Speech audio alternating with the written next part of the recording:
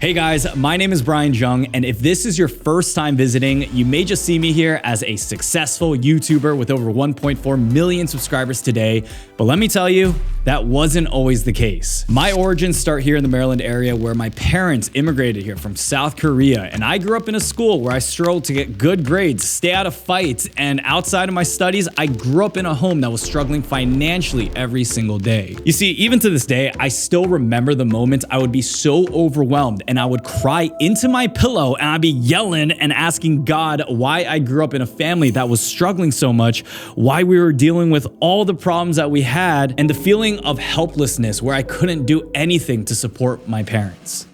Look, it's one thing when you grow up in California, Miami, LA, or even nowadays Texas, and you hear about influencers all around you. But I grew up in an area where influencers or starting your own business or, the Wi-Fi money stuff, it really wasn't a thing. In my area, the DMV, most people who live here talk about what kind of government security clearance they have or which Big Four accounting firm that they want to work at. It was quite rare for me to hear about anyone who wanted to become an entrepreneur and even start their own business. And personally, for my life, a majority of it, I didn't even think it was a possibility. After living my entire life being broke, making minimum wage, or watching my dad doing hardwood floors and seeing just how much pain he was going through physically, only to see that we were still always shy of the money that we owed for the bills, this is where I had my breaking point.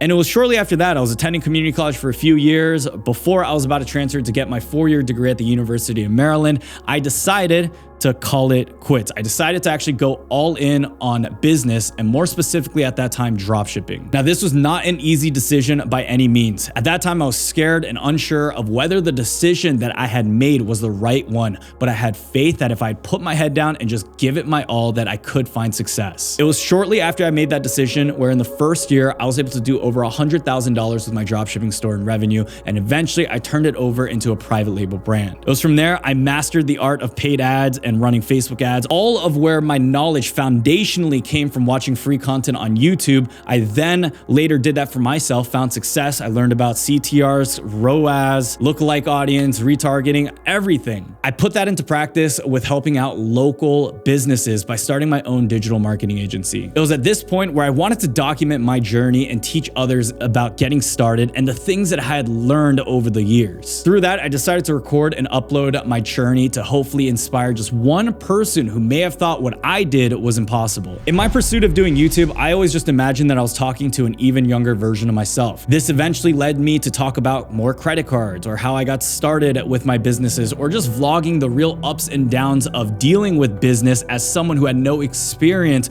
or any family members who did anything like this within the game. So that right there was the start to my current channel that you see here today. Fast forward 5 years later, I've managed to grow one of the largest finance channels here on YouTube, where in one single year, at the height of our growth, we had gained over 900,000 subscribers. By the way, this was all before the blow up of short form content and the recent trend that we've seen with other creators really doubling down on the area of self-improvement. Now, looking back, we also had some crazy highlights. If any of you remember the whole AMC GameStop saga, we were actually one of the largest YouTube channels to stream that entire movement. There were even days where we were breaking viewership records with over 30,000 people watching my channel live at a single time. When the crypto bull run started heating up in 2021, we were one of the largest crypto channels entering the space. It was through that we were featured on Forbes, CNBC, WWD, Bloomberg, The Street, Channel A Korean News, Inverse, Vogue, Money.com, BBC.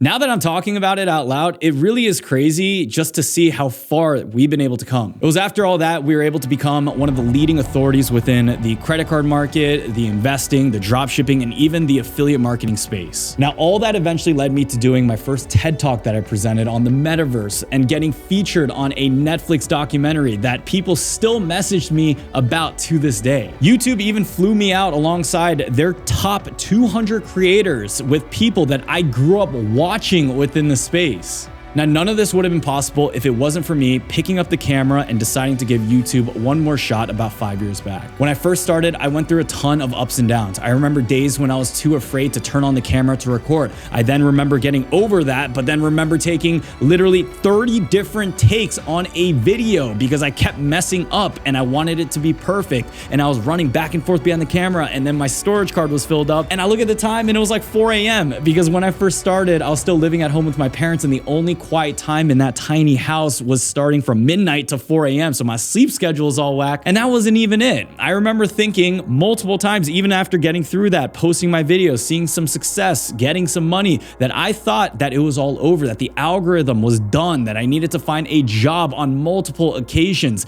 I remember getting even burnt out a handful of times, thinking this was not what I had signed up for, when I thought I wanted to become a YouTuber who could change the world. So let me tell you this, I have gone through the full emotional roller coaster of doing YouTube. I was this close in throwing in the towel many times, and literally the only reason I'm here in front of the camera once again is through God. Now, my mission and purpose for this video here is to give you the truth. I'm gonna do the best job that I possibly can in order to deliver and transfer pretty much all my experience and learn lessons over the last 5 years, and being able to set you up with the best chance of success if you're in the situation where you wanna start your own channel too. Before I do that, I need to reveal one big truth. And that right there is, if you know the right formula and you have the proper systems in place, you don't need to serve what people have now idolized to be called the YouTube algorithm. So many people are so afraid of this algorithm that they think it's this living, breathing creature out to get them. Even now, I have friends where I mention the YouTube algorithm and I can literally see fear in their eyes if they're not doing that well. So the truth I want to mention is that the algorithm is not this living, breathing creature that's out to get you. The algorithm, it is people, it is you and me, but it's not a supercomputer. It's not its own entity, and it doesn't favor certain creators over others. If we're able to understand that, we then begin to take away the power behind the YouTube algorithm that controls many of our lives, and it gives us more freedom. So a lot of people don't know this, but I actually started YouTube over 10 years back. The first time I picked up a camera, I was using my parents' DSLR camera to record the TV to upload video games. I would be behind the TV and I'd put my head like to the side like this, and I'd be playing my games, recording that, and then uploading it to YouTube. It was after that I decided to create a few other channels to document my life, never with the intention of me being able to do it full time or making an income from it,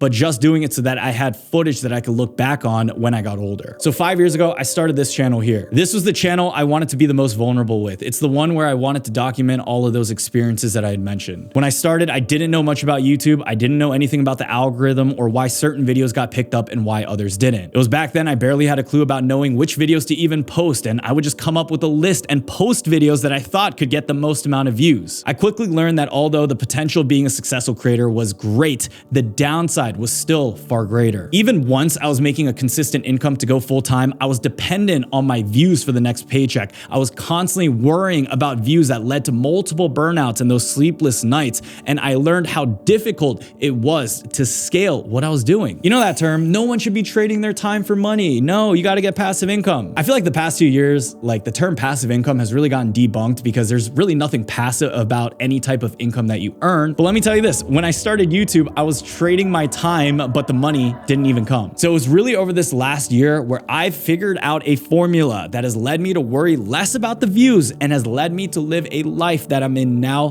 full control of. Even at the start of this year, I was able to spend 2 full months in Korea, and there was no chance I could ever do that in the time when I was starting my channel. That's because I would have to constantly be uploading videos. My process for it was long, and there were still many moments where I would put all my energy and time into a video and it would still flop. So let me just show you a few examples here. I had a video that was flat for 3 to 4 months, but within less than 1 week, it was precisely 5 days, one random video got over 600,000 views. Let me show you another statistic here. I've learned to post content that could get views for years on YouTube, and for work I did now about 3 to 4 years ago, I'm still able to earn money on. Because I've now gotten a full grasp on playback CPM and optimizing RPM, which is the amount of money you get paid per 1,000 views, one single video was able to earn us over $274,000 in the course of the lifetime that I posted it. There are most channels that are never gonna make this amount, but I was able to do it with 1 one single video. And this is something that you can replicate over and over again. And look, a lot of people outside of the finance YouTube niche will say, money's not even important. Just focus on doing what you love and keep posting content that you're passionate about. If someone tells me that, yeah, I'm gonna definitely pop off. I'm gonna give you my truth. If you focus on your passion, you're gonna eventually get to a point where you cannot fund your passion. If you focus on just your passion without understanding the monetization behind it, you're not gonna be able to grow whatever it is you wanna do. Now, you always have those occasional channels. It's a fluke where they just happen to go viral. But let me tell you, in reality, it's so rare for us to see that happen. Look, if you have a passion in doing something, you have to figure out a way that you can still monetize it so you can properly fuel what it is you wanna do. The great thing is, because of YouTube, social media, and all the tools that exist, that is more possible than ever before. It's just like a lot of people don't focus on it. Vloggers don't focus on it, and they end up living a much harder life that isn't sustainable. So what I've learned is this: it's never been easier than ever before to start a YouTube channel today. You can pick up your phone, you can record a video and literally just publish to YouTube, and you have made a video. Now, although it is easy to start a channel today, it has never been harder to properly grow a channel with all the competition that continues to crowd the space. If you've ever heard the phrase, oh, Josh, just keep posting and post for a long time and eventually it'll work out, I hate to break it to you, but that's completely false. Most of you won't make it even if you decide to post every day for the next 5 years if you do not do it the right way. Imagine this. Imagine you have the task of shoveling the snow out of your grandma's driveway. It snowed a lot and you ended up shoveling for a week, but then once you get to the door, you realize it's another granny that opens the front door. You've pretty much spent that whole week shoveling the wrong house, and this is what I've seen so many new creators do. Now, I don't ever want to undermine persistence and your hard work, but it is so important to be able to do that when you are aligned in the right direction first. This is why you need an edge, and this video here is going to unlock all of that for you. So in today's episode, I'm going to help you discover your advantage and to help do what I've done over the years through my custom 5-step formula in creating not only a sustainable YouTube channel, but one that is profitable and lets you step back from the worries that I still see the world's top creators still deal with today. So before we do that, let me show you a visual where every content creator actually goes through. So I'd say 80% of people getting into YouTube have a hard time starting. It's only 15% of after that who end up growing their channel, but then eventually burning out. And then I'd say it's only about 5% or even less channels that end up getting to a point where they start needing to scale, but they don't understand how to do that either. In me doing YouTube for over the last 5 years, I've met a lot of different creators within the space. I've spent many years attending different conferences, networking with others, and I've seen this problem time in and time out. Not only that, I've dealt with this myself, so that's why I'm so confident in showing you this entire phase here. So what most people are gonna ever struggle with is actually just beginning. Most people cannot upload their first video. It's just, they get excited, they buy the camera, they do everything they possibly can, they look pretty, they take the shower in their best outfit, and they don't end up posting. I've seen some people who actually record their video and they find out they don't like how they sound and they end up not posting it either. Look, I understand YouTube is hard, and this is why there's an exponential curve to why there's so limited people considered to be top creators within the space. So I'd say a majority of people start right here. It's shortly after that you have your people who end up uploading a few videos. This is great, you've seen traction, but these are people who then can't stay consistent. It's hard enough getting to the first step, moving to the second, and even getting to the third. But I've noticed that when people don't see the results that they were expecting, or they've been doing YouTube for years and they still aren't able to pick up, it's usually where they burn out or they give up. Now, it's out of this group though, where people see continuous progress. You're hitting small subscriber goals. You go from 100 subscribers to 500 subscribers, and then you hit 1,000 subscribers. When people are able to see continuous growth, that is usually when you start entering this channel here. Now, this growth period can last anywhere from a year to even 5 or even 10 years. I was within the growth phase for over 3 years, and it was only up until the last 2 to 3 years I started to get into the scaling channel. This phase here is really where I've been able to learn the most about YouTube. It's where I've gotten more clarity than ever before, and it's where I believe the value I provide from even the scaling aspect can impact and give more value than I ever could have within all different phases of where you might be as a creator. Now, before I move any further, I want to just talk talk about even a bit more about my background. You guys got like a general premise of my story, but I also want to emphasize the fact that I am the last person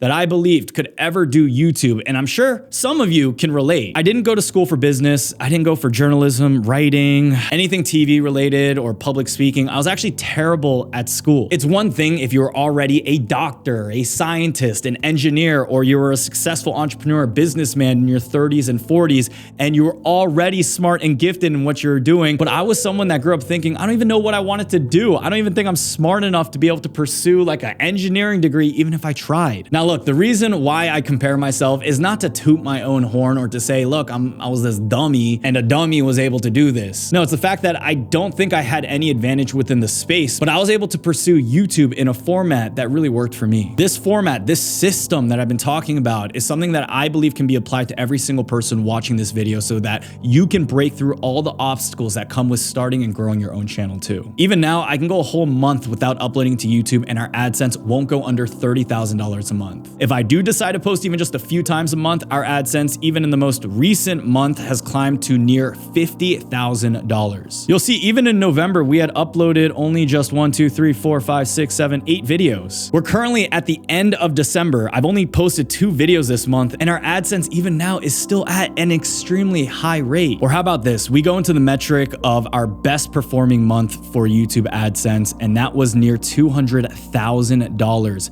in just a single month. What this shows is that literally in just a 30-day period, we were able to do over $191,000 with one single source of income. What if I told you too that currently AdSense is one of our lower income streams as well? And right now we're able to bring in even more income from the variety of different businesses and the affiliates that we have. All right, so let's talk about it. Let's talk about how I was able to get here without a 30-man team or being one of the most viral or viewed channels within the niche. So to become a full-time YouTube creator, there are multiple layers of knowledge that you need to know. So for layer 1, you need to know the absolute basics when getting in front of the camera. The goal here is to just publish something. Now in layer 2, you're gonna build up your content and create multiple videos to find what works best for your audience. Next is then growing your channel. This means doubling down on what's working and creating a process to streamline your content. For the 4th layer, we're gonna talk about monetization through your content, through diversified income streams and optimizing each one for your audience. And last but not least, at the inner core of layer 5, this is where you're gonna be expanding the business behind your channel and making sure everything is running like a well-oiled machine. So before starting anything, before buying a camera, you need to understand what your niche is gonna be. Before starting this channel, I had a fishing channel and I had a full business plan in knowing how to monetize it, how to grow it, who to collab with. And because I knew what niche I was in, I had so much more clarity on knowing how to pursue and grow and scale that channel. By definition, a niche is just a specific group of an audience. The problem that I see with a lot of new creators is that they want to go viral so quick and they want to reach the largest audience they can. But when you are yelling to a giant crowd in Times Square, I'm sure no one's going to hear you. But if you're yelling at 1 to 2 people that are sitting right in front of you, that you have a clear idea on who they are, what they're looking for, and the type of content that you can use to provide value to them in the form of education, entertainment, or even a mix of both, that's when you're gonna be able to find the breakthrough. That's when you're gonna be able to grow your channel through cultivating viewers and turning that into subscribers, and then ultimately leveraging that to create yourself a sustainable business. So to find your niche, there's 2 ways you can go about it. I have a 4-step process we'll go over here, or the second way that you can go about it is literally just posting videos, see what clicks, see what you enjoy doing. The second one is gonna take a bit more time. It's what people naturally gravitate towards. It's what I did in starting out, but I know that if I was more deliberate since the beginning in doing this 4-step process first, I would have been able to accomplish my goals and grow my channel even faster. All right, so to find your niche, first write out your interests and your hobbies. Ask yourself this: what do you enjoy that you could talk about all the time? What are your favorite topics to read about or even consume on social media? Then write out a longer list of 5 to 6 topics that you believe you could create content on. When I first started my channel, it looked like fishing, credit cards, entrepreneurship. I even wanted to do vlogs for a while, or even live streaming video games. You need to get it down so you can weigh out the pros and the cons and understand what's more sustainable. As an example, I love fishing and I really enjoyed my time fishing. And look, for me, I enjoyed fishing more than I did recording some of these like 3-hour long videos that we do here on YouTube. I'll be honest. But how about this?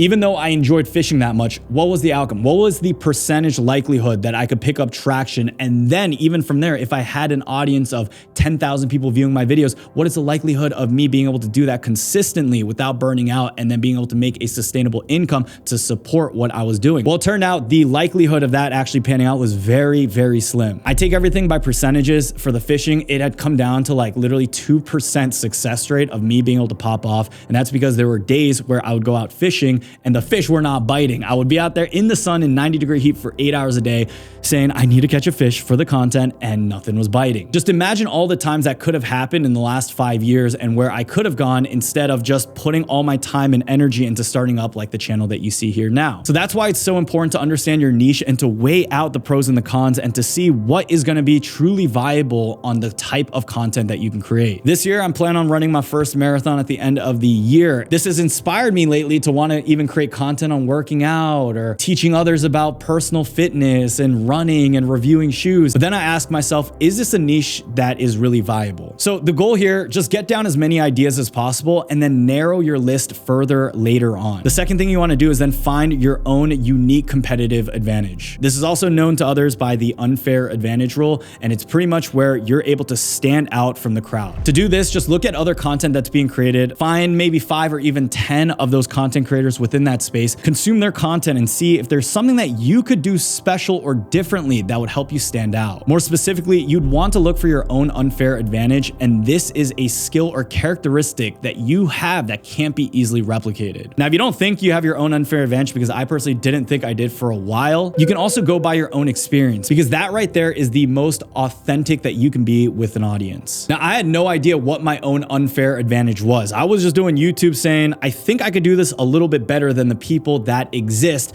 but it's only a bit later on I realized that's actually not the case. I don't think I could do it better than other YouTubers, but my advantage is that I can explain complex topics a lot easier than I think other people could. Now, that is just one small example. You can have multiple advantages within the market. Even me looking the way I do as a Korean American, being able to be born here in the US, speaking this language natively, I know that gives me advantage of people who may have like a deep accent or they just barely don't even know how to speak English. Your advantage doesn't need to be in the comparison of the top creators in the world, but it could just be in the comparison of someone who is also starting out. So you'll have a bunch of your niches. You'll think about your different advantage related to those niches. And from there, what you want to do is understand the earning rate that you can have. At some point, you're going to want to go full-time with YouTube. And the more that you can earn from your niche, the easier that this transition is going to be. Now, there are some very high earning niches where they pay out a lot of money in terms of the ads and the sponsors and more. And there are some lower paying niches. I know, as an example, if I was making mature content or something, or like I was just playing video games and my audience was a bunch of 12-year-old kids that didn't have money to be able to buy higher end products, the amount that YouTube would pay me on those type of ads would be significantly less than if I was making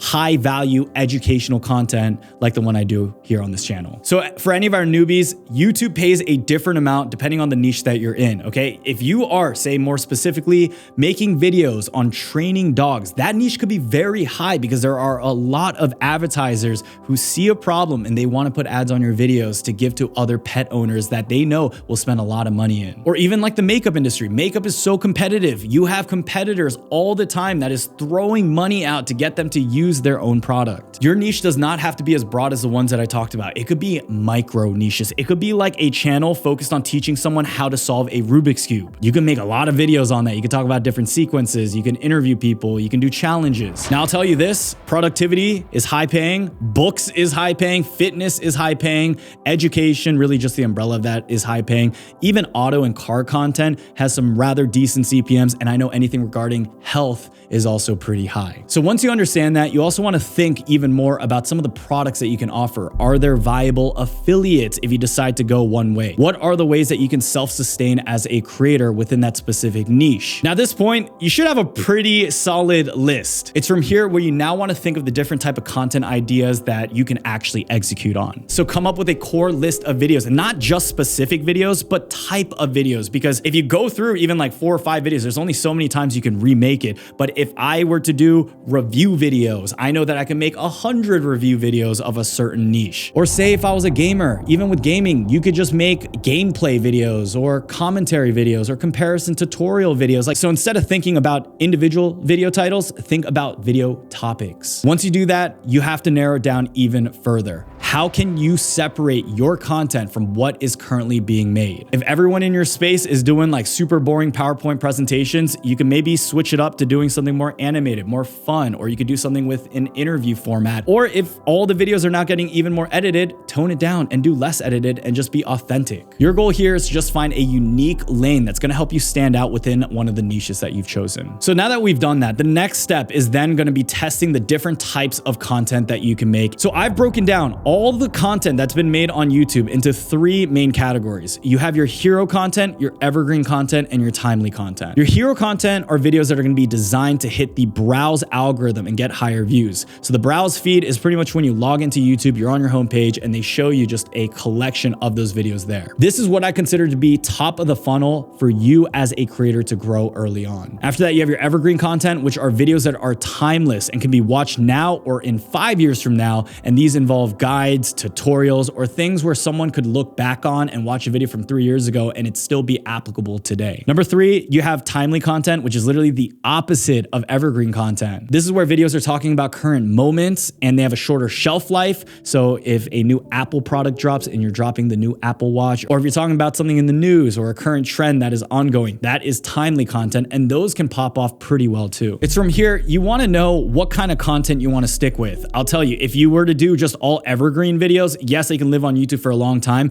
but you're not going to get the surge in traffic that can help you blow up and build on that momentum. But if you were to just do timely content, posting things about the news, as soon as you stop posting, your AdSense, your viewer growth, it's all going to go down. So you're going to be very dependent on trying to make videos constantly. An example of a hero content YouTube channel is going to be like Graham Stephan. He's designing all of his videos to hit the browse algorithm. Now, if we're talking about things like evergreen content, well, you guys can take a look at my channel. We're focusing a lot on that instead. Now, out of those 3 categories, hero isn't better than one, or timely isn't better than evergreen. They are all pretty equal. It just depends on your goals and what you're comfortable with doing as a creator. But I'll say what is best is if you are able to take a blend out of all of them to grow your channel. Even for me, when we're posting 3 times a week consistently, I wanted to do 1 evergreen video and even 2 types of hero content. I'll do timely content when things in the market pick up. So as you guys know, crypto has recently surging up, and whenever crypto pops off or there's like a credit card piece of news, we'll be on the timely content because we know that for the short period of time we spend making that video, we can still get a pretty decent ROI. So once you figure out what kind of content you're going to post, you need to set a goal for yourself in understanding how many videos you want to publish. Here's a difference that I've seen. With people who are in business, they will shoot for goals like, oh, I'm going to post a minimum of 3 times a week. While most new people will say, that is crazy. That is so much. I can't believe you're doing that. And I've seen a lot of people new to the space just tell themselves, oh, I'm just going to post once a month. When it comes to the game of actually succeeding on YouTube, there is a layer of work that you got to do within the quantity of videos that you post. If you're posting a video once a month, there are some channels that can succeed in doing this, but you're limited to posting just 12 videos in a single year. You got to understand that your average viewer is going to come across a lot of channels, a lot of different videos. And if you're only putting out 12 videos in a year, out of over 365 days, you're not going to be giving yourself the best chance of success in getting seen. So you don't need to set a goal where you're posting like 8 times a week. No, that's what I'm saying. You could do 1 time a week, especially if you're just getting started out, but just set the goal so that you at least have a benchmark and a KPI of knowing what you want to hit and what it took for you to get there. Now, when it comes to setting goals, I need to emphasize this. It is important for you to set a goal, not based on an outcome. So a lot of people will say, oh, I'll want to hit 100 subscribers by the end of the year, or 1,000 subscribers by the end of the year. And if that becomes your focus and your key motivator, it will become very easy for you to give up. So instead, focus on the sources of outcomes like posting a certain amount per week, or creating better thumbnails, or seeing if you can get 5 or 10 positive comments on a video that you've made. If you keep these goals in mind, you're still gonna reach the same goal that you have set in getting X amount of subs or X amount of views, but you're gonna do it with a new motivation that's gonna help you last a longer way. Trust me, I've been there. I wanted to hit 1 million subscribers more than anything, but on that route, because that was my one and only goal. First of all, when you hit the goal, it's nice for like a week, okay? You celebrate, you get the gold plaque, it's great. But after that, it's just like any other goal. It kind of just goes away. And what I've realized has really left the biggest impact on my life, it was when I was able to make good videos that have impacted people positively, and I could see the effects of that. Now that you've completed the first layer, you've built your foundation for your future, and this here is where we've now established your unfair advantage when it comes to YouTube so that you can grow and scale much quicker. Now, following this, we are in layer 2, which is building up the content. So the process of coming up with content can be simplified into 6 pieces. First, coming up with an idea, then creating an outline, then packaging your video, then writing, then filming, then editing, and then you have a video up. When it comes to the task of uploading a video, a lot of people just think it's so difficult because a lot of new creators underestimate all the work that it goes into in making a decent performing video. If you start breaking it down almost as if it was a work SOP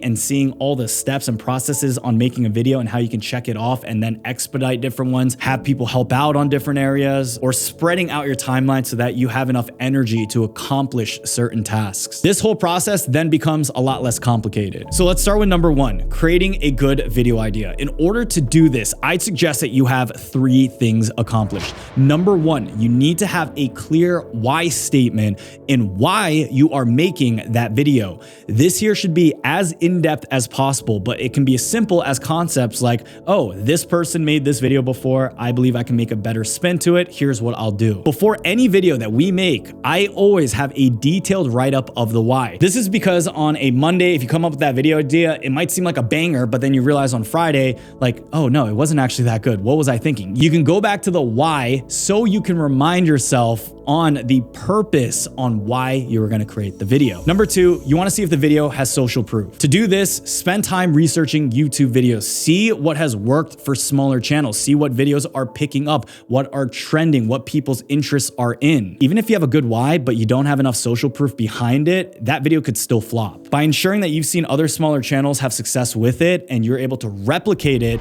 by doing number 3, which is adding your creative and unique spin on the idea on how that video was created, you're then lining yourself up for takeoff on your successful video. So knowing all that, what is the best step-by-step guide in coming up with good video ideas that will perform extremely well? So first of all, what I do is I keep a list of channels on hand that create content similar to what I'm looking to create. You want to then look for those outlier channels. So I compare the views that a channel got to when it was posted to how many subscribers they may have. Now remember, if you're looking at channels that already have million subscribers, they're not going to be a good indicator. You're going to want to look for channels that have lower views so that the subscribers that they already have isn't playing a role into them actually getting liftoff. Now this here is going to be a good baseline for you to get ideas to create upon, but after that you'll want to narrow down the list by looking for a unique spin you can add into the content that you're making. Now if you want to be real original, don't even look at competitors within your niche, but look into other niches, see what they're doing, and see if you can apply that into what kind of videos that you make. As an example, we have Sam Solik these days who's just working out.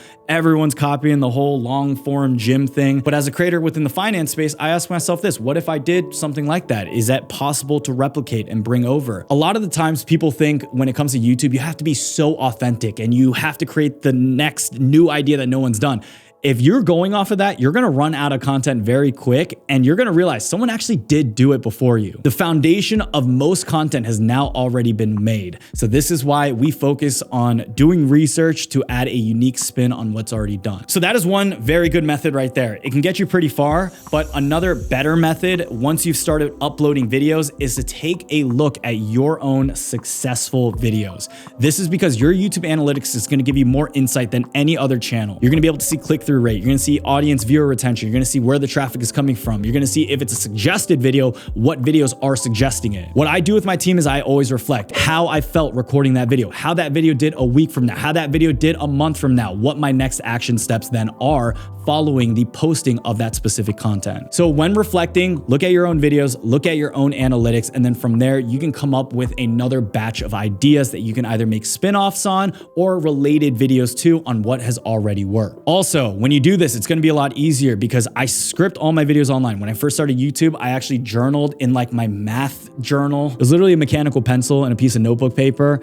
And that was it, but it wasn't online. If you script your videos online, I personally use Notion for everything. It lives on here. So you could expand on different ideas. You can change up the format. You can throw it into ChatGPT and then give it a prompt. Hey, Can you change this up? Can you improve upon this? And then you have a 2.0 version of the video that you've made. The hardest part about creating content is the start of it. It's when you're starting from scratch, you got nothing at all. But if you've already made a video, you see success from it and you replicate it, you're doing less and less work with potentially the same amount of outcome every single time. So this goes into the basics of outlining a video. How do we even start? Well, I start by running my video idea through YouTube and see if anyone else has done it. I use this to get inspiration. I'll then Google the video concept and look for any blogs that have the same concept. It's from here where instead of working even more, I take a step back and I think about how I can approach the way I deliver my content to my audience. This is where the excitement for me builds in the videos that I make. If I start gunning it from the start where I get a video idea, I script it, I record it, there's no room for me to then get creative. So the key here is to not copy, but to do all this in just as a starting point and then to follow up with research and find ideas after you've had that waiting period. For the waiting period, I take a walk with my dog outside, I go to the gym, sometimes I literally will just sleep on it and I'll get the idea next thing in the morning. Now, if you don't have the time to do that, that is okay. Okay, this is just a method that I've utilized that has helped me a lot in making even better content rather than something that's so rigid and less authentic. So it's from here where you then want to just start out with a basic outline. A lot of people think you have to go full script out, you have to get your words out, but no, you don't. You can start out with bullet points or topics that you want to discuss. And if you don't know much about what you want to discuss, then do the research, then add it in. And it's from there where you can start building out your script. Now, before we even go into edits or like how you want to approach the video and the format,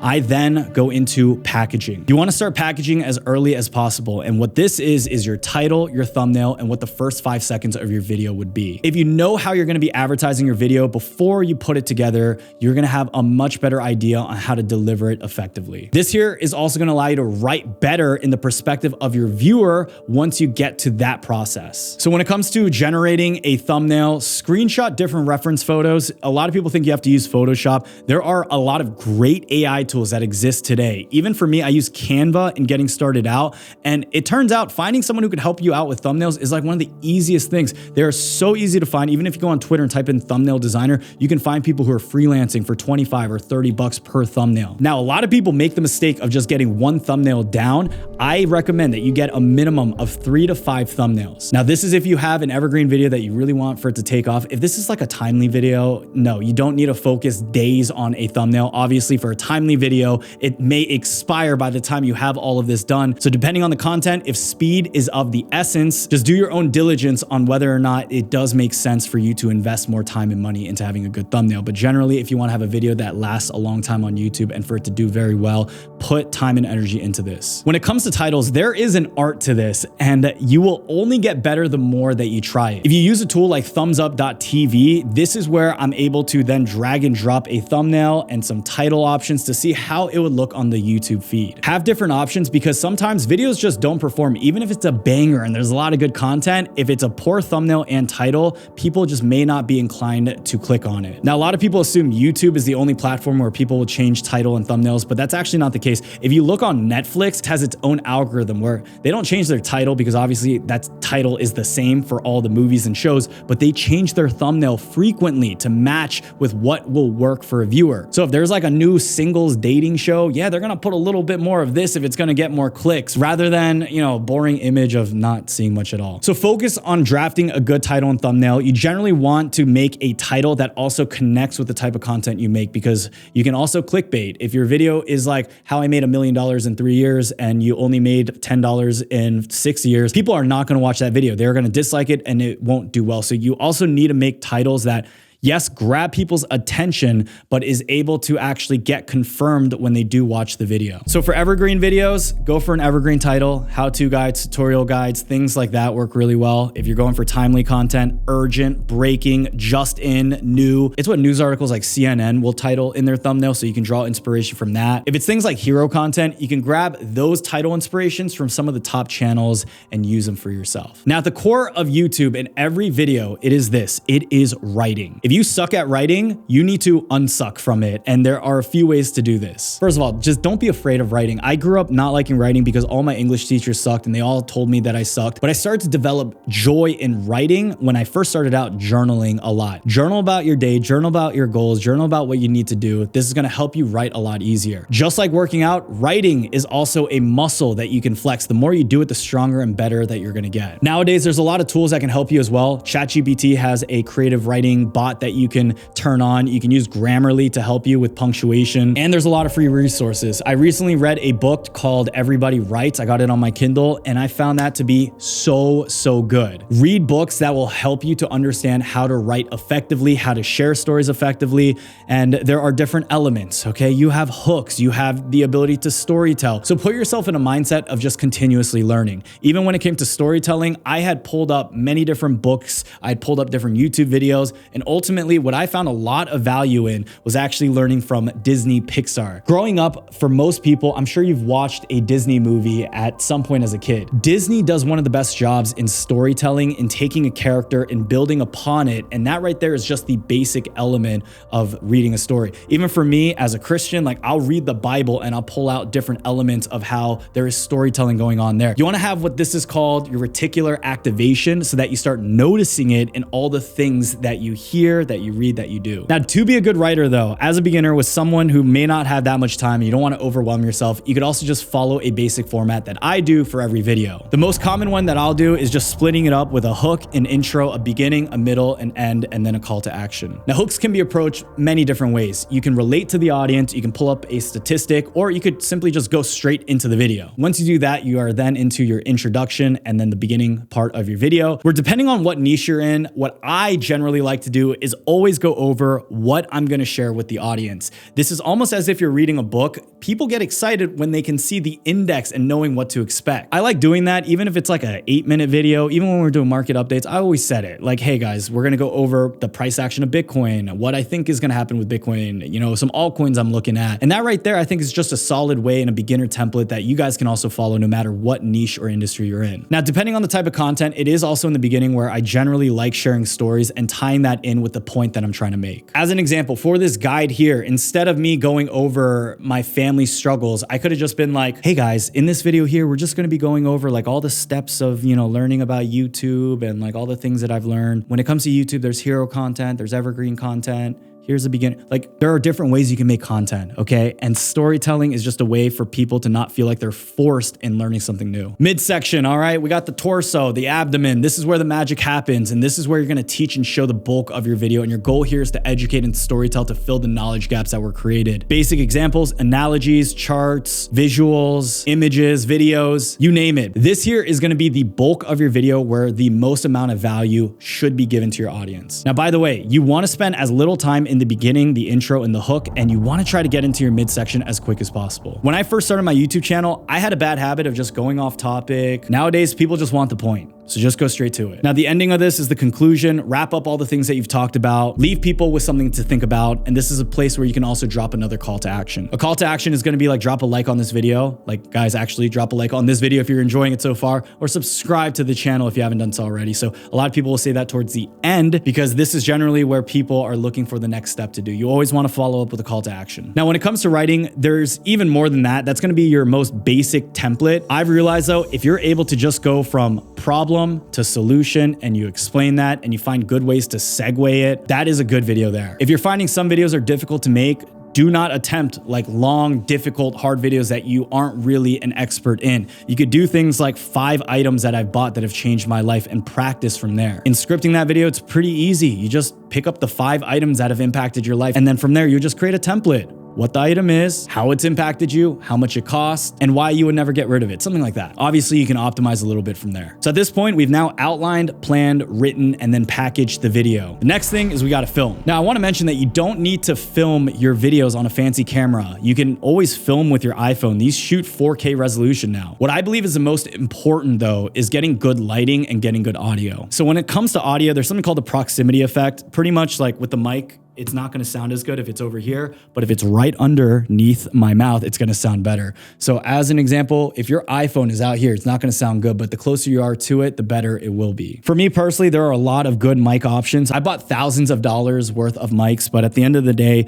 a condenser mic is my favorite. You're gonna get the highest sounding audio quality without having to soundproof the area that you're in. If you're using a shotgun mic, but you're not soundproof, it's gonna still pick up a lot of different echoes and sounds. You can also pick up portable mics, or if you're really on a budget, you can use like a different iPhone to film yourself and then record yourself with your iPhone as a mic. These days, I've seen people get so creative with different microphones. Like they'll literally use like a DJI portable mic and then put it on a chopstick and record. Like it doesn't matter. As long as the audio sounds decent to you, it should be good enough, but you cannot go wrong with a condenser mic. USB condenser mics are the easiest to set up because you don't need to use an XLR cable like I am doing right here. You can just plug it into the computer and it's ready to go. Second, when it comes to lighting, this is super important. A lot of people will use daytime lights. That's what they recommend. I actually don't recommend that. I actually love being in the darkness because daytime light will vary. There were moments where I used to film during the afternoon versus like sunset, and the light would literally like be changing and going into my eye. So this right here is an example of how much lighting affects your video. I could be like here, or I could even have just done like a blue light or purple light. Get a decent light, ladies and gents. These don't cost that much money. You can go on Amazon and pick something up, but I like using top of the line stuff. Mine here is gonna be the Nova Aperture P300C. It can turn into many different colors. And right now my light is set at 10%. So if I went up to even as high as 10%, I know that I could. It's just gonna be a little bit uncomfortable when filming a video because I'm like squinting half the time. And as a Korean, and obviously as someone of Asian descendant, I do not wanna be squinting as much as I already am. So audio is check, light is check. If you're someone who doesn't have the best skin in the world like me, I had a ton of acne growing up as a kid and my skin is not great. So that's why I need a good lighting source and for a way to smooth it out. And you guys could all do that through flattering the light through a softbox. So if you ever see like those giant boxes that photographers use, that's what it's meant for. It's to soften the light so it's not so hard and harsh on you. The reason I think even tips like this is important is because if you feel like you don't look good and you're not confident, it's gonna translate into the camera. So I want you guys to all pick up the equipment that's gonna make you look the best possible. Even with the light, I always have it in a 45-degree angle pointing from a topward angle coming down, because if it's like underneath me, you're gonna get like a double chin action. Or if it's like right eye level and it's too close, it's gonna be distracting. So these are the things that I've learned over time that is second nature to me, but it's gonna save you guys a lot of time. Okay, last but not least then, content. Okay, there's a few ways to actually deliver then the script that you wrote. You can use a teleprompter. This is a game changer, okay? I didn't use a teleprompter for 3 years of my YouTube career. If I did, who knows how many subs we would have now. But back then it would be so difficult for me to start because I would have to remember and memorize the lines or what I was gonna say, and it would just be so distracting and the edits would be hard. I use a teleprompter now, depending on the video. Sometimes I'll just even put like my outline or my bullet points. Right now, I'm not going word for word, but earlier in this video, I had all that scripted an hour ago in my studio that I could really work through and visualize and then putting in the teleprompter so I don't forget what I said. A teleprompter is easy to set up. Elgato recently came out with a brand new one. This is the first time I've seen like a reputable company do this. I would check that out. You go ahead and link that HDMI into your computer so you can have your computer next to you, put into the teleprompter, and make the process of recording even easier than that. I know a lot of new beginners are afraid of the camera. They're not good at talking to the camera, so a teleprompter is gonna help you a lot. But one of the downsides is a teleprompter makes people really feel unnatural. I see some people who put the teleprompter so close to the screen and you could like see them do this and like they're like going cross-eyed. I'm like, bro, people are not gonna watch this video if it's like that. So have the teleprompter far enough from you. For me, it's about 3 to 4 feet, and this means you need the proper camera lens. If you have too wide of a lens, you're gonna see the whole teleprompter. If you have too tight of a lens, like a 50mm, only your head is gonna be in frame. So what I really like is a camera lens that can go anywhere from 20 to 35mm. 35 is usually the perfect spot where I can keep it at a good distance and then still use my computer to drop it into the screen. And if I need to use it at any time, I have all of it available. So this here is a little behind the scenes of the setup. This is what I'm looking at. Right here, I have an outline of the words. I have the script in front of me in getting your studio set up. We're talking about natural lines. I have that on my second monitor. And then if I need to play around, I got my iPad here. I got my audio recorder. You do not need this if you're going with a USB mic. This is only for the XLR component. And then we also have a way to make sure that the camera is still recording with different angles. So reading off a teleprompter takes a little bit of skill. Sometimes people just autoplay it and it goes really fast. I don't like autoplaying it. I like scrolling through as I go, but this is entirely up to you. There's a lot of practice. There is some pacing that you want to do, and you never just want to go like so monotone, okay? You want to be able to feel a little bit more alive. Pick it up, slow it down, go high, go low. I know it sounds silly, trust me guys, but it's gonna help you be a bit more comfortable and it's gonna show authenticity to the viewer. So this right here, all this filming, this is A-roll. This is your main A camera, but you also have B-roll. B-roll can be videos that, you film on the back end, you put it over while you're talking. So it can be a good way where if you mess up or if you're reading something on your laptop and you don't want people to know you're breaking eye contact, you can put it on there. Other times you can use stock footage for B-roll. You can add in editing on top of your footage for B-roll, or even if you use articles that you're referencing to, that is additional B-roll there. For B-roll, we're not gonna talk about all the close-up shots, mid shots, the angles, how you pan and all that, but just know that you don't wanna go too much with B-roll. I've seen so many new creators who add just silly story block footage because they think it's gonna help with viewer retention, but less is more. As an editor, if what you're doing does not have a reason or does not add to what you're doing, just do not include it at all. If I was talking about my marathon and the shoes that I'm looking to get, it would make sense for me to get the B-roll of those pair of shoes so that you could actually visually see what I was talking about. Now, if I'm talking right now, but I have B-roll of me like working on my computer, it doesn't really add to anything. So don't overcomplicate B-roll. And this really segues well into editing, but don't overcomplicate editing at all either. Editing comes with time. It is also very time intensive. This is why I went ahead and outsourced my edits to one of my best editors who's editing this video here today. Shout out to my boy Isfan. But even for me to get to where I'm at today, it took me many, many years and being able to find stability with my content first. So in the beginning, you're gonna wanna edit your videos, but the good news is it is now easier than ever before to edit. So you have beginner software like Adobe Premiere Rush or even CapCut or even apps on your phone. I personally use Final Cut Pro, and back then I was so broke that I would use the Final Cut Pro trial, and I used that for 2 years by turning back my clock on my computer settings anytime before I used it. I don't know if that's patched now, but that did get me a very long time before I decided, okay, I'm finally gonna buy this app. But learning edits is huge, and I think this is a skill that every single person should know at least how to do the basics of. Now, AI is only gonna get better, and what is out today is still pretty good. There are some tools that cut out all the mistakes and silences that you make automatically. There's some AI tools that help out with your audio, making sure everything's adjusted correctly, or even making sure that your brightness, your contrast, your saturation on your footage is looking clean. I would definitely spend some time understanding the basics of editing, or at least just knowing how to cut a video. There is a bit of a learning curve in the beginning, but if you just know like 3 or 4 keyboard shortcuts, you can edit your own videos. Now that we have completed the talks on layer 2, you should now have a video created and ready to publish. And this process here is gonna get easier and easier with time as you keep building the reps and you feel more confident in the process of it. So layer 3, we're now gonna talk about growing your channel. Once you feel confident that you're ready to advance here, this is where a lot of the creators either give up or get burnt out, and not a lot of people make it past this point. So this is because creating videos and scaling a channel in itself is not easy. There are a lot of skills that you need to pick up. There are a lot of obstacles, challenges, hurdles, and it takes a lot of time for you initially to get that traction you need. Now, although that is usually the case, I'm now gonna show in this section how you can use all the data that you now have in building up better processes for yourself. So before doing anything, I like to always do an audit of my own time. This is because time is gonna be your most valuable resource, and if you find out that you're spending way too much time on one thing that you shouldn't have been doing, and you get back 3 to 4 hours within a day, that's gonna compound significantly. Start auditing your normal workday within an 8 to 12 hour period to see really what you're working on. So as an example, I wake up, I'll take out my dog, I'll eat breakfast, I'll shower, and I realize that's like a 2-hour gap. So anywhere from every 15 minutes to every 30 minutes, I'm gonna write down in this workbook exactly what I'm doing. If you do this now for 1 whole week, you're now gonna be able to see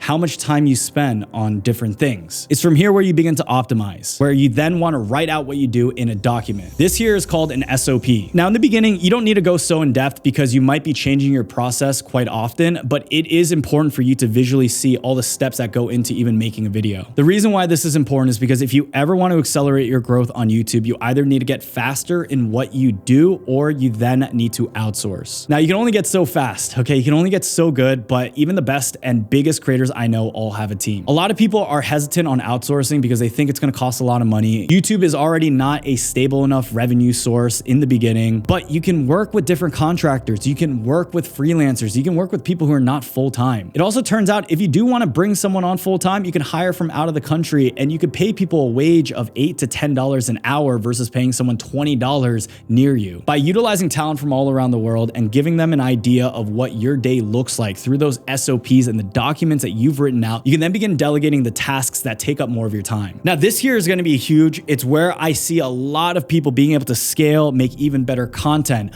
But right now, we're going through a very special time. Do not neglect the use of AI tools and different AI systems that can help you be even more efficient. You see, making these micro adjustments are gonna have an exponential effect down the road. Now, the next important piece in growing your channel is to focus on your community. At this point, we have not talked about the importance of your relationship with your viewer. But aside from the good content that you make, this is so important for you to find longevity in what you do. Remember that behind every single view is a real person, and make them feel like they are a part of something bigger by engaging with your content. To do this, go ahead and share your video across different platforms. If someone resonates with you, most likely they'll follow you over on Instagram and Twitter. Now, creating content a few years ago, you could get away with just being, on the fence about certain things and playing it conservatively. If you really want to stand out and have the best chances of success in growing your audience base and having a good relationship, don't be so wishy-washy about personal beliefs. Now, your goal isn't for you to get the whole world to hate you, but your goal is to be standing up for what you believe in. Now, this doesn't have to be political or things like that. It can literally just be like on the basis of the content that you make. If you don't like scammers, like make it clear, I don't like scammers. They are whatever you think they are. Just be authentic. There are always going to be people who disagree with you, but for every one person that disagrees with you, if you have 9 people that resonate with your message and they're like, yo, I want to hear more of what this guy is saying, you're going to build and cultivate an even better audience. So always in what you do, make sure that you are able to cultivate and grow a community. You don't need to be a leader. You can grow a community just by being authentic and people being able to relate to you in other ways. To further enhance this, create discussions in the comments, talk to your audience, shout people out in your videos, respond to every comment that you get, reply to different DMs, engage with them. You could do even things like live streams where you can build an even closer relationship with your community and answering more questions. So if you've done all that, the next thing is understanding your analytics. You want to understand what your video performance is like, how much growth that you've had, what can be improved upon, what your average viewer duration is. If you open up your YouTube studio and you have no idea what is happening, that's not good. So really get a chance to understand how the YouTube algorithm works. Over time, you're gonna understand it, but the metrics that I constantly look at is click-through rate and average view duration. Click-through rate is gonna be the amount of people that see your title and thumbnail, decide to click on the video when it's shown. The impression that you see on a video is how many people see it, but then they don't choose to click on it. Average view duration is when someone clicks on your video and then they're able to stick around for a long period of time. If you have one person who watches all the way till the end and another person who clicked out right in the beginning, the average view duration between those two people is gonna be right in the middle. So say if it's a 10-minute video, it'll be just down to 5 minutes. Now, if you have a high click-through rate, your video is gonna get viewed. If you don't have a good average view duration, it's not gonna get viewed to a lot of people. A click-through rate within my niche of anything above 3 to 5% is generally decent. If we get anything even from 5 to 10 or 15%, that is very good. But if you're in entertainment, pranks, if you're like a Mr. Beast channel, your click-through rate is gonna be really high. Average view duration is where YouTube decides we're gonna push this video out to even more people and people are finding value. So that is where the video then ends up living on YouTube for a long period of time. If your average view duration is short and people are clicking out, they don't find interest, YouTube is probably going to stop recommending it to others. Remember, YouTube's goal is to keep people on their platform as long as possible, especially with all these different competitors of Netflix and different streaming services that exist. This is because YouTube makes their money when viewers are watching ads, because businesses pay YouTube to be able to run their ads on YouTube. So YouTube's goal is to make sure that people are watching videos that they enjoy so they keep people on their platform long enough. And if your video is doing that, YouTube will push it out to the audience. All right, so understanding metrics is huge. Do not sleep on that. You can start broad by looking at channel metrics, but I go even further than that and look at individual video metrics. And if there is a bad average view duration, I'll go into that video, watch it, read what the script was, and try to get an understanding of why someone may have clicked out. Even if you just took one full day to reflect and look at your analytics, I'd say there's so much value in that because you could learn one important lesson or something that you might have been doing or haven't been doing that could completely change and optimize the way that you've been approaching YouTube. So always take time, minimum once a week, to look at your analytics. All right, so at this point, if you've been enjoying this type of content, I'm actually giving you guys just a small piece of what I went even further in depth in our Evergrow Academy course. Now, I spent over 5 months with my team building out this course. We have over 11 hours of modules going in depth and even breaking down how to understand analytics, or even giving you the Notion templates, or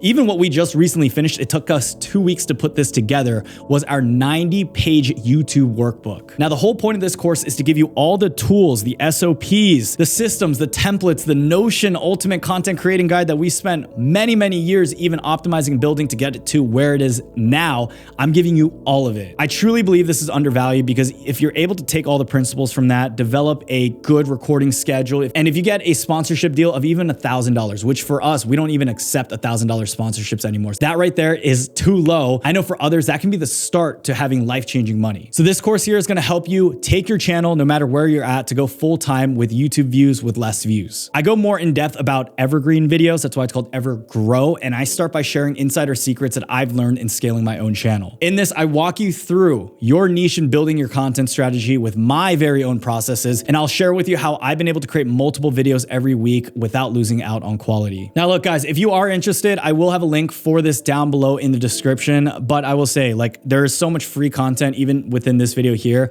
that you can still succeed without it. But I can confidently say that the course that we've built, I know it will save a lot of people time. Even with those downloadable resources that I mentioned, that right there, I wish as a creator, when I started out, where for me to be where I'm at now today, it took me 5 years. I could have done it in half the time. Let me know what you guys think. Moving on though, let's wrap it up. Layer number 4, monetizing content. So one of the best parts about YouTube is that you have unlimited income streams that you can create. But right now I'm going to cover my top 3 earners and how to go all in with YouTube a lot faster. So my top revenue streams: affiliates, sponsors, and even our membership group. So early on, I relied solely on AdSense until I discovered the power of affiliates. Affiliates is great because you can really choose the different type of niches that you can earn money on, and it could also be even more evergreen than YouTube AdSense. YouTube AdSense is also very volatile. The times where I thought I had to quit YouTube was because I was only relying on the AdSense. So when it comes to starting affiliates on YouTube, it's actually really easy. Just find different brands and companies that have the product that you're looking for. Over time, as you do YouTube, you're gonna get more sponsors. This doesn't come right away, but something that we didn't do in the beginning was ever really do a lot of outreach. Look, you don't need to have 1 million subscribers to get a lot of the big sponsorship deals. This is why even in the Evergrow Academy, I went ahead and put together a full plan on how to do outreach, how to negotiate your package, how you can charge for even additional things that people don't know about, like usage rights, and how even from that, you can make consistent income every single month, depending on the brand. You can go ahead and do sponsors. Now, there are other things like UGC, user-generated content. You're making videos, they want to use that for their ads. You can charge money for it. Nowadays, if you're doing YouTube, you've already opened up the umbrella of content creation and you're learning so many different skills. And this is where you need to diversify with different streams of income. AdSense can be great, but it can also be pretty unreliable if you're not posting consistently. So go through a variety of different affiliates. I've actually made dedicated videos here on this channel going in depth on how you can maximize and expand on this section. So I definitely recommend you guys watch this there. On some of our best months with affiliates, we've done even $300,000-$400,000 in a single month. And I know that you can build some consistent income from this. So just make sure you don't neglect it. So those are going to be some additional streams of income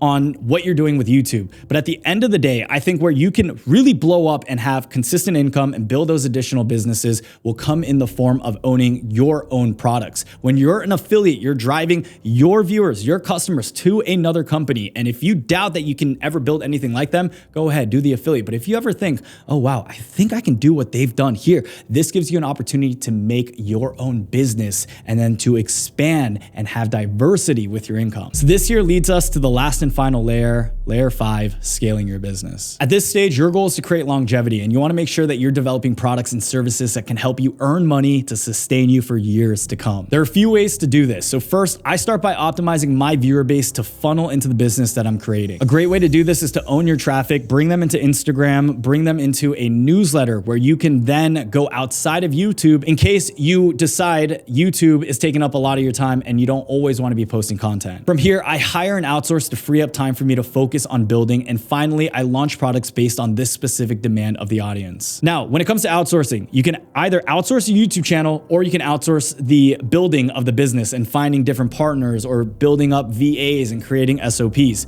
Regardless of whatever it is, something needs to go. You cannot do both at the same time. And this is where I encourage you guys to always look into partners, look into working with others. Don't be afraid to give up equity or even paying them more money than you are more comfortable with paying. Look, I don't want you guys to go broke in doing this, but I do see the value in being able to build up a proper business. And a lot of this is just going to come at the right time. If I was to build my business way early on, just a year into doing YouTube, everything would have crumbled. So just take layer 5 as like end game stuff where you're confident in making money from YouTube. You're getting consistent revenue, 5, 10, 15 grand a month. And then you get to a point where you pull back on YouTube and your entire income stream doesn't collapse. Then you can start diversifying your time more into building a business. So we've built multiple membership groups. There were times where in the beginning, I was trying to scale my YouTube channel even harder and I was trying to grow my membership group and I got so burnt out. This is where you also need to find the right people who will not blackmail you, who will not betray you. I mean, guys, there are a lot of crooked people out here too,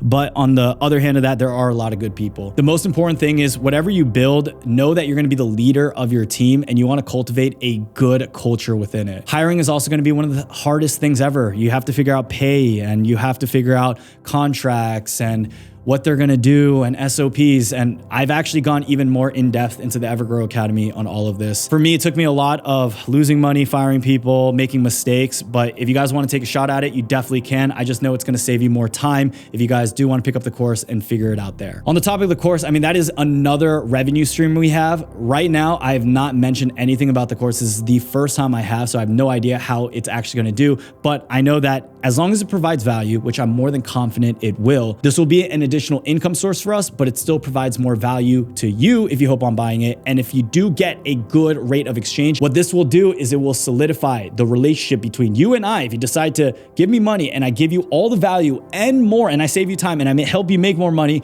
it's gonna help develop the relationship so much better. So that right there is an example of what you guys can also do. All of you watching this video have something special that you can offer to your audience, whether it is coaching, whether it is another course of something that you're specialized in, or even if it's a membership group for them to get a better look on what you're doing with your life. These are all things that you are capable of creating that will take your channel to the next level and help you bring even more sustainability and security in the whole world of YouTube. All right, so ladies and gents, that right there is a video. Recording time is 2 hours, man, and I enjoyed every process of this. If you guys found any value at all, only I know my real ones are gonna make it till the end. I have no idea how this video is gonna perform, but I just hope that one person out here was able to find value. If that was the case, let me know down below in the comments. Comment down below, I made it. I'm here till the end and I'm with you. I check all the comments, guys, and it does help me so much as a creator, even to this level here, whenever I see a positive comment from one of y'all. So thank you all so much again for watching this video. If you guys wanna learn more about the course, join my newsletter, just subscribe to the channel. I'll have more videos coming out there.